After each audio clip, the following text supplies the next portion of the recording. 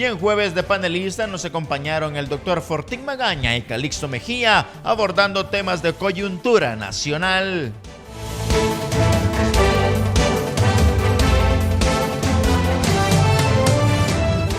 En la edición estelar de Al Punto nos acompañaron alcaldes de municipios de El Salvador, donde abordaron temas de cómo gobernar en sus municipalidades.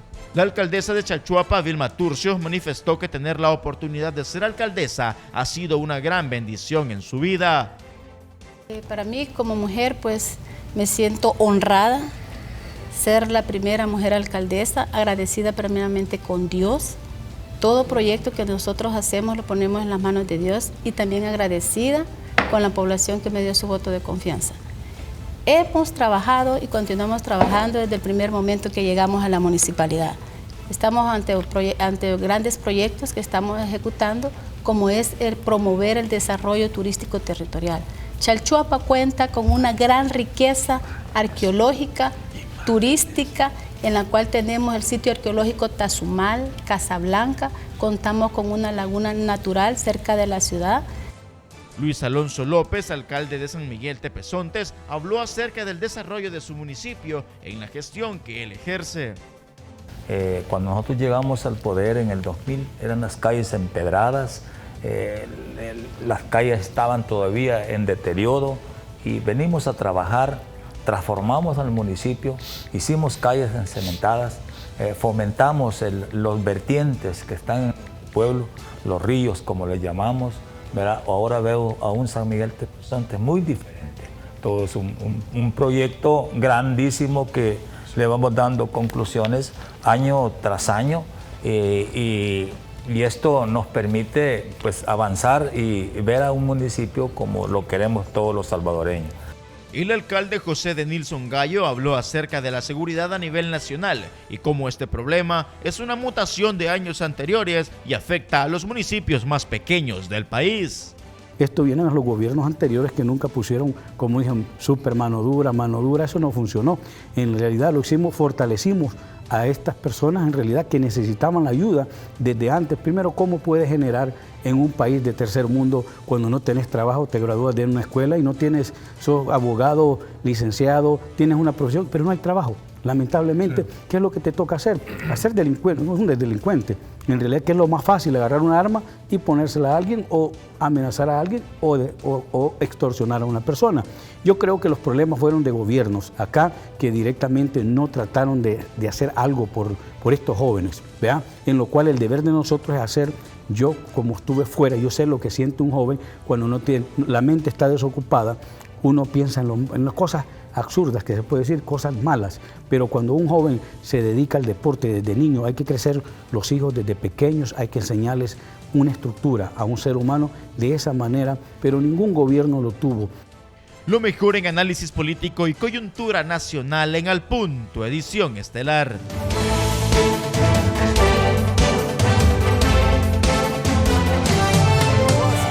Doctor, un placer y Calixto, amigos televidentes, arranquemos rápido. Doctor Miguel Fortín Magaña, tengo un sondeo de lo que opina la población salvadoreña con relación a que hoy el presidente le quiere restar mérito, le quiere relevancia al tema de la empresa privada altamente cuestionada en México que le pagó el viaje y que está íntimamente ligado con los 109 millones de dólares, 25 de ahí, pero 21 que quería agarrar de las pensiones en el mes de diciembre.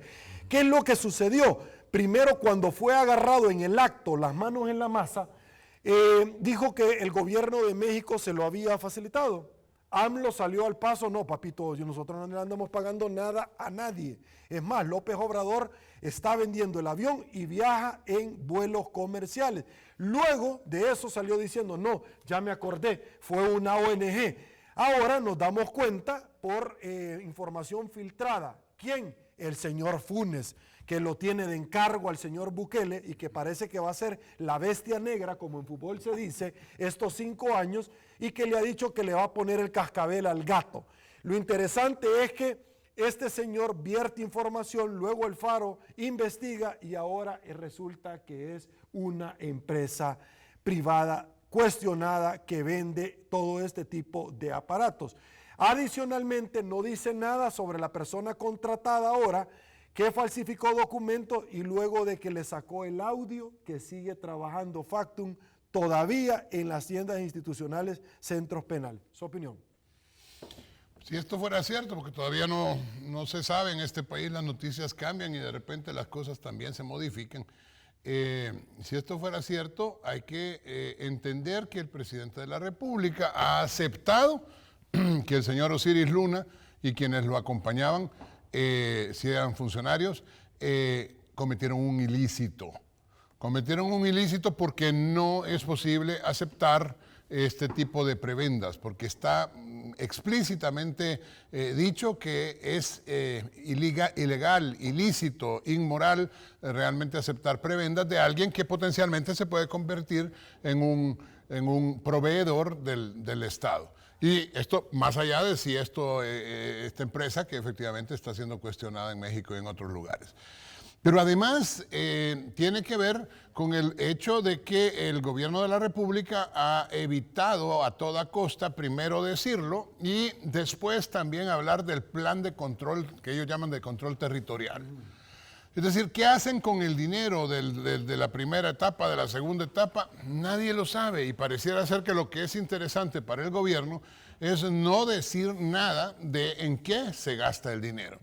¿Y por qué? Bueno, porque a lo mejor de ahí, y ese es el que al final pagó el viaje de Osiris Luna. ¿Quién? Si es que no hay plato que sea gratis. ¿Ustedes creen que la empresa de seguridad que vende lo que quiere comprar el gobierno le pagó porque tuvo una epifanía en Navidad el presidente de la empresa y dijo esa noche, Dios mío, voy a ayudar a un señor que nunca ha viajado en avión privado con la novia y entonces le voy a pagar un Pero viaje? Las investigaciones apuntan que la orden la recibió desde Casa Presidencial. Es que ese es el punto. Y pidió viáticos. No, es que ese es el punto. El punto aquí es detrás de todo que el presidente siempre supo. Casa Presidencial siempre supo. Pero es más, si lo estaba supo, como... ¿por qué salió diciendo el presidente en Twitter en su momento de que este era un viaje reservado de asunto nacional y además que el gobierno de México lo había respaldado? Porque el presidente no podía decir que ahí había una tajada. Porque el presidente no podía decir que Osiris Luna era de alguna manera ¿cómo se dice? El mensajero de la misma presidencia. Y esto es lo que todavía no se dice. ¿Por qué creen que defiende a capa y espada a funcionarios tan poco eficientes como el señor Osiris Luna? Por decirlo delicadamente, para no ocupar otras palabras que realmente merecen. Doctor, a mí particularmente me preocupa que es una empresa privada, venta de armas. Hay muchas empresas privadas en El Salvador y no escucho ni a la ANEP pronunciarse, ni a la Cámara de Comercio e Industria de El Salvador pronunciarse, como sí lo hacían con gobiernos del pasado. Correcto. Ni tampoco a la ASI, ni a ningún tanque de pensamiento. Correcto. Me preocupa grandemente. A mí también. A mí también, yo realmente estoy extremadamente preocupado. Yo vuelvo a repetir lo que a mí me parece que fue la noticia emblemática, los calcetines de Bukele versus los 24 muertos que hubo ese día. A mí me parece que eso fue la evidencia de que en este país, con excepción digna de un par de medios, casi todos se han plegado a la voluntad de Bukele porque no se quieren pelear. Y manda señales, señores. Manda señales, Bukele manda señales muy rápidamente. Cuidadito con salirse del huacal. Ah, dijiste algo feo mío. Te quito toda la publicidad. Hackearon la cuenta de la prensa gráfica como lo hicieron en su momento la de Canal 30 Tele1. Sí. Además creaban perfiles falsos de su servidor porque yo no tengo redes sociales para insertar información falsa y luego los medios plegados a ellos electrónicos los sacaban. Calixto, sobre esta misma línea, ¿cuál es tu opinión de esta información, de este nuevo hallazgo lamentable? ¿Hemos dado un retroceso tremendo en términos de transparencia? Sin lugar a duda.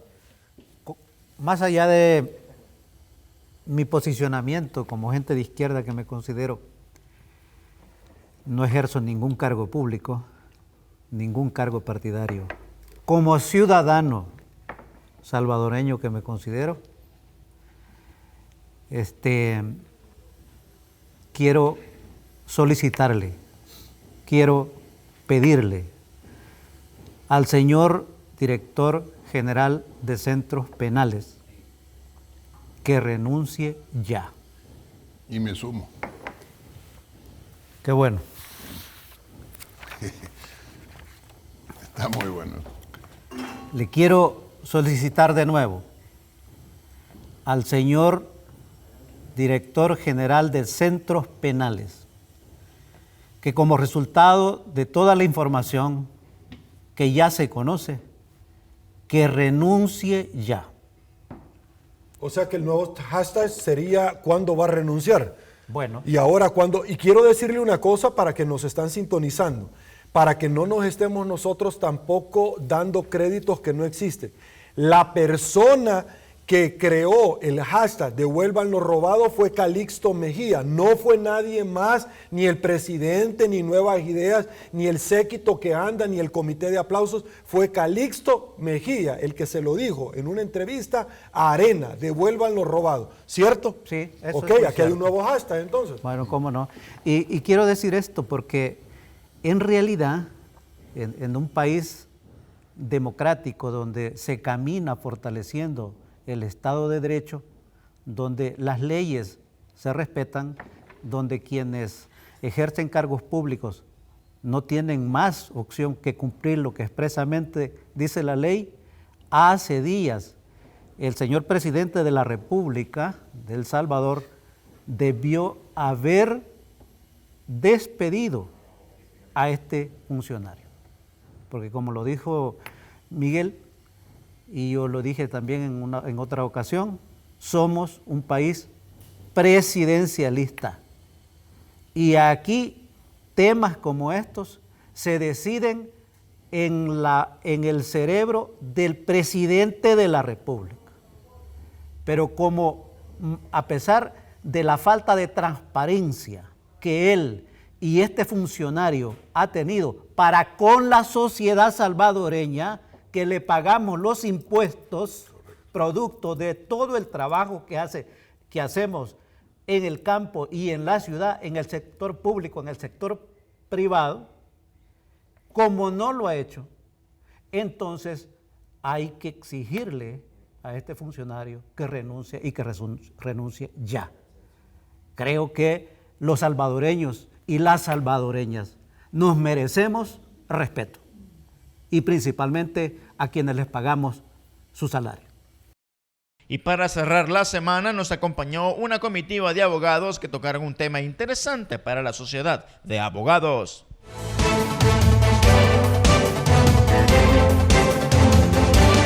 En el punto de edición estelar nos acompañaron los abogados Carlos Avelar, Miguel Ángel Flores y Danilo Morga. Durante la entrevista, el abogado Carlos Avelar abordó un tema muy interesante. Que pueden perseguir aquellos bienes que sean de destinación ilícita o de origen ilícito. ¿Qué quiere decir?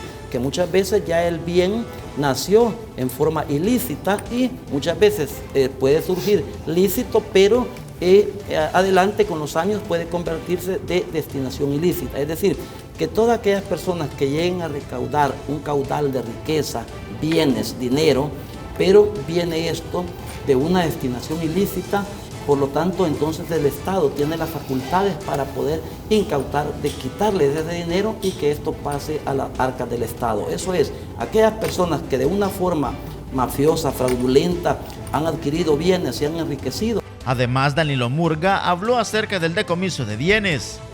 Evitar el fin último de estos delincuentes, ¿no? Precisamente el enriquecimiento ilícito o más bien el hecho de disponer de esos recursos. Entonces el espíritu de esta ley es, entre otras cosas, en un primer momento evitar que los delincuentes o que las personas, pues quienes se discute el origen ilícito de esos fondos puedan en un primer momento,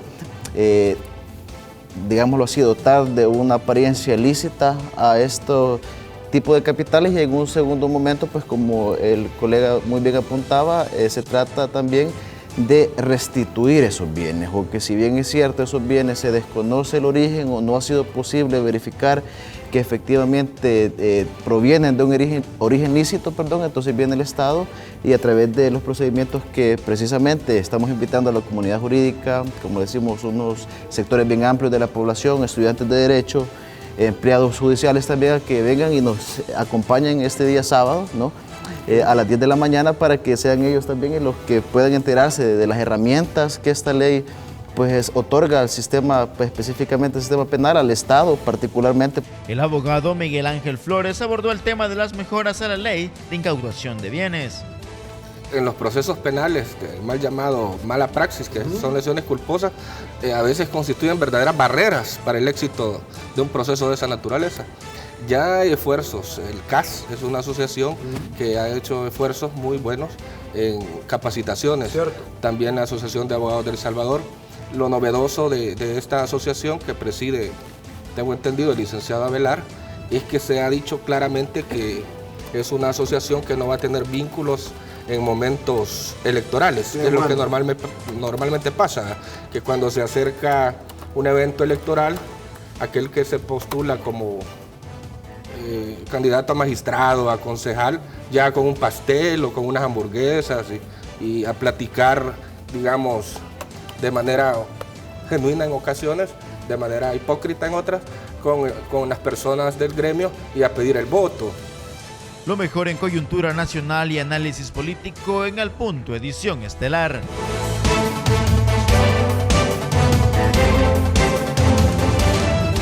Estamos de regreso, mil gracias El Salvador por su preferencia. Listo, para acabar con este tema que es sumamente importante, licenciado Avelar, hemos visto nosotros donde hay una institución que ya por imperio de la ley ingresa en la administración de los bienes, el CONAB. ¿Qué se pretende con esto? Porque indistintamente que a una persona, si me equivoco me corrigen, se le inicie un proceso penal o de enriquecimiento ilícito que es civil, pero la ley de extinción de dominio es un procedimiento de orden administrativo. Es decir, que paralelamente, como dijo el licenciado Flores Durell, se ha implementado. Ahora, ¿qué se pretende con esto? Porque ciertamente nosotros lo vemos como el derecho mercantil, como un interventor de caja, para evitar primero que la masa de bienes vaya a tener un menoscabo, o que en determinado momento puede ser utilizado por el Estado. Muchas veces se empiezan a dar los alquileres de estos para tratar de sostenerlos económicamente, o una empresa para poder garantizarles a los proveedores que indistintamente del procedimiento que se esté estableciendo, el pago de lo adeudado se va a seguir dando, o de los derechos adquiridos como el pasivo laboral de los empleados. ¿Su opinión? En efecto, Sergio, considerémoslo que no hay que verlo únicamente de que el Estado pretenda extinguirle a un particular los bienes, sino que también hay que considerar cuáles son los efectos de esta intervención por parte del Estado. Hay una institución administrativa, que tú la mencionaste, que es la encargada precisamente de administrar. ¿Por qué? Hemos tenido casos concretos, ejemplos concretos en nuestro país. Ha habido una intervención de medios de comunicación, ha habido intervención de radios, pero ¿qué pasa con todos los empleados? ¿Serán los empleados, tienen que ver algo ellos con destinación ilícita, con un origen ilícito? No. Entonces ellos son personas que han obrado de buena fe, por lo tanto la parte administrativa tiene que ver con que esa empresa, porque es una empresa, tiene que mantenerse y tiene que ser autofinanciable, en el sentido de que tiene que tener la capacidad para poder pagar a todos sus empleados para ser operable. Es decir, eso no se puede parar. Imaginemos un canal de televisión, una radio, sí, hay una intervención y la intervención fuera únicamente inmovilizarla, entonces esto sería un fracaso. Por eso esta institución se encarga, inclusive tiene facultades para administrar esos bienes. Le han incautado una propiedad, una residencia millonaria a un político corrupto, o así como lo decimos a los buen salvadoreños, pero entonces esa vivienda puede generar una utilidad si esta institución la da en arrendamiento, y es exactamente lo que es el CONAB que tú mencionabas, el ente que se encarga de la administración de esos bienes que han sido incautados, no en forma definitiva, porque están dentro de un proceso. Entonces hay que cuidarlos, porque si no los cuidan y una vez salgan absueltos de responsabilidad a las personas a las cuales se les pretende quitar estos bienes, se les ha causado un perjuicio económico. En ese sentido, el Estado y esta institución ha sido bien cuidadosa de, por un lado, incautan bienes y los tienen bajo la posibilidad de extinción de dominio, pero también hay que dotarles de una administración correcta que les permita seguir autofuncionables. Listo. Licenciado, voy con usted también sobre este tema porque muchas personas dicen, particularmente los funcionarios, mire, ¿por qué me aplican la ley de extinción de dominio sobre temas de procedencia ilícita si yo no he administrado fondos públicos del Estado? Y no es necesario. A un particular incluso que nunca ha tocado fondos del Estado se le puede aplicar la ley de extinción de dominio, ¿cierto? Es correcto, dado pues que en ese sentido la ley por su misma naturaleza, que tiene a su base precisamente, como explicaba en mi intervención anterior, el evitar por una parte el aprovechamiento de esos bienes de origen ilícito, pues entonces no hace falta específicamente de que sea exclusivamente, digamos, un funcionario público, porque entonces aplicaría el caso de que se requiere alguna calidad especial de la persona a la que se le va a aplicar la ley, sino más bien esta obedece al origen ilícito de los fondos, más allá de las categorías personales que pueda tener una persona, incluso como pues comentaba el colega, ¿no? El licenciado, precisamente es aplicable también a personas jurídicas, pues que como podemos saber, en este caso no atiende únicamente a funcionarios públicos, sino que también a empresas que tradicionalmente se han prestado de fachada para simular bienes o servicios, o también empresas pues con lo que ya conocemos como prestanombres, testaferros. Entonces precisamente eso es lo que viene, ese es el espíritu precisamente de la ley. En un primer momento interrumpir el tráfico de estos bienes ilícitos y en un segundo momento pues el que el Estado pueda de alguna manera obtener algunos réditos, ¿no? En un primer momento, y pues precisamente así sería, digamos, la aplicación. Es decir, estas son de las novedades que nosotros pues estamos invitando a la comunidad jurídica que nos acompañen precisamente, nuevamente la invitación extensiva, precisamente para que en un primer momento nos hagamos una ilustración así más general de las funciones del CONAVI, precisamente los alcances que tiene esta ley, los recursos. El pueblo en general, ¿no? Porque el pueblo tiene mucho que aprender sobre estos temas que son tan importantes para nuestro país. Claro que sí, de hecho precisamente tratamos de ser una asociación un poco distinta, un poco más inclusiva, pues que precisamente estamos haciendo un llamado extensivo a diferentes sectores de la población, incluso estamos abiertos al sector de los estudiantes, ¿no? Precisamente estamos invitándolos para que esta asociación muy importante tiene dentro de sus fines primordiales, entre otras cosas, el gremialismo, fomentar el gremialismo y fomentar entre otras cosas.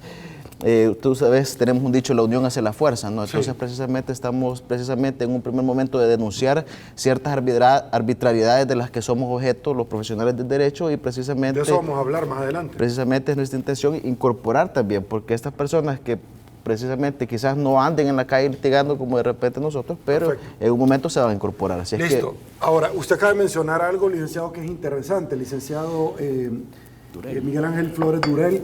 Voy con usted porque muchas veces nosotros que somos abogados y que andamos en el ejercicio liberal de la profesión, es que el gremio no es unido. Deberían de aprender a los médicos cómo ellos se respaldan y se echan la mano. No hay un ente colegiado. Por ahí va la idea de esto, ¿cierto? Cierto. Incluso el tema de los médicos, en los procesos penales, del mal llamado mala praxis, que son lesiones culposas, a veces constituyen verdaderas barreras para el éxito de un proceso de esa naturaleza. Ya hay esfuerzos, el CAS es una asociación que ha hecho esfuerzos muy buenos en capacitaciones. Cierto. También la Asociación de Abogados del Salvador.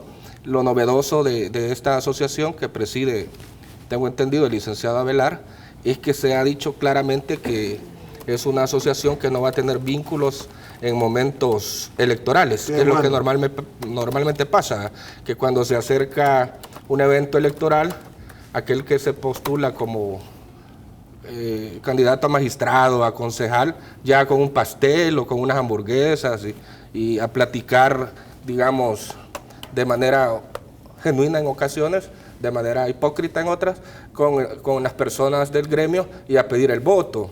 Es un tema hasta donde yo entiendo, porque ese sábado se ha dicho que van a delimitar la misión de gremialismo y de colaboración en todos los sentidos entre abogados, personas seccionadas en Santa Ana, en San Miguel, en La Unión.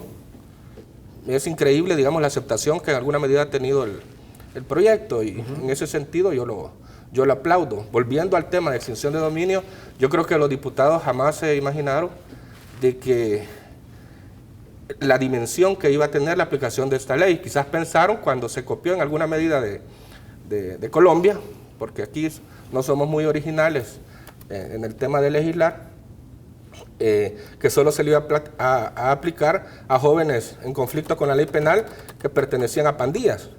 Pero estamos viendo que realmente se le está aplicando a funcionarios, a políticos y a otro tipo de personas. Ese podría ser un comentario también válido, en mi opinión, en el contexto de esta ley. Este fue el resumen semanal de Al Punto edición estelar, con lo mejor en análisis y coyuntura nacional.